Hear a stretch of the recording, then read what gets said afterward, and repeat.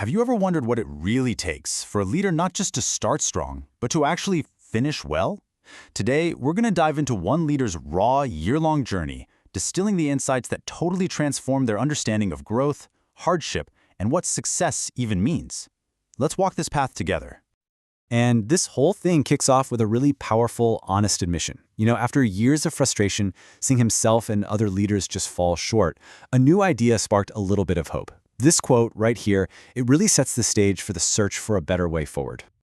So the very first step on this path was about confronting a messy, kind of uncomfortable truth. The gap between our ideals for leadership and the reality of just being human. And this is the big question that started it all. It's a question I think a lot of us have asked, right? We see these inspiring leaders, we have these high ideals for ourselves, but actually following through, man, that can be incredibly tough. So why is that? This slide just nails the problem perfectly. On the left, you've got the ideal, the flawless, strong, perfect leader. But on the right, the source material points to a much messier reality. Foundational figures like Jacob, David, and Solomon, they were all deeply flawed, and yet they were still used. This contrast makes it so clear that perfection was never the point. All of this struggle and questioning led to a pretty game-changing discovery. A complete paradigm shift in how we even think about personal growth. It's all about changing the very fuel that we run on.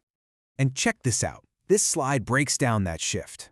For years, the model was all left brain. Just get more information, make better decisions, and poof, you'll transform. And the fuel for that? Things like willpower, fear, and obligation.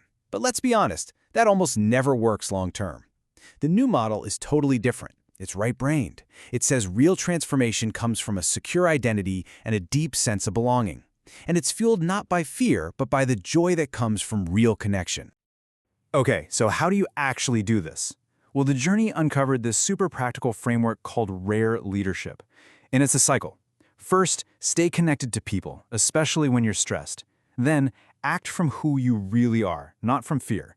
Intentionally return to a state of joy. And all of that builds the muscle you need to endure life's hardships when they come. And that last one, enduring hardship, that is absolutely crucial. This whole joy-based model completely reframes how we approach suffering, and it's all rooted in this powerful ancient concept. That concept is hesed. It's one of those Hebrew words that's so rich, it's hard to find a single English word for it. It basically describes a relentless covenantal love that does not break, no matter how much we mess up. It's the bedrock, the foundation that makes endurance even possible, just knowing you are held by a love that is never gonna let you go. Now I know what you're thinking. This sounds completely backwards, right? Find joy in trials? The Apostle James points right at this paradox. It's not about being happy that bad things are happening. Not at all. It's about a deeper joy that comes from knowing that the struggle itself is actually producing something valuable. Perseverance. I mean, let's be real though. Our natural gut instinct is to do the exact opposite. We run from pain. We build entire belief systems, whole theologies, designed to guarantee us an easier life, where we see hardship as a sign that we failed or that we don't have enough faith. So here's the key. This is the big takeaway. This kind of joy isn't some magic wand that makes the pain go away. Instead, it's the relational strength, that hesed connection to God and to others that gives us the capacity to walk through the pain without being completely destroyed by it. And this is where it all starts to come together. This deep internal shift from living in fear to living from joy, it naturally starts to flow outward. It fundamentally changes how a leader serves and empowers the people around them. The Barnabas model is just a perfect example of this in action. Barnabas wasn't the star apostle, right? But his impact was enormous. Why? Because he was an encourager, a bridge builder. He saw potential and people others totally wrote off, like a guy named Saul, who would later become the Apostle Paul. His leadership wasn't about building his own platform. It was about calling forth the true identity in other people. That's what leading from joy and security looks like. So this all leads us to the culmination of the journey.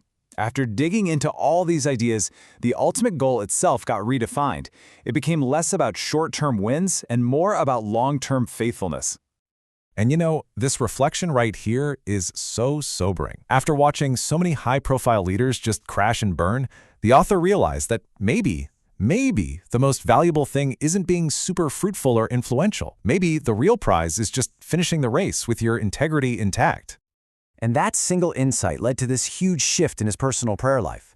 The focus moved away from those external metrics, more influence, bigger results, to a simple but profound request for the grace to just finish well, to remain faithful to God, to his family, and to himself all the way to the end.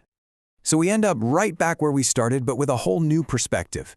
Our culture, it celebrates explosive starts and going viral.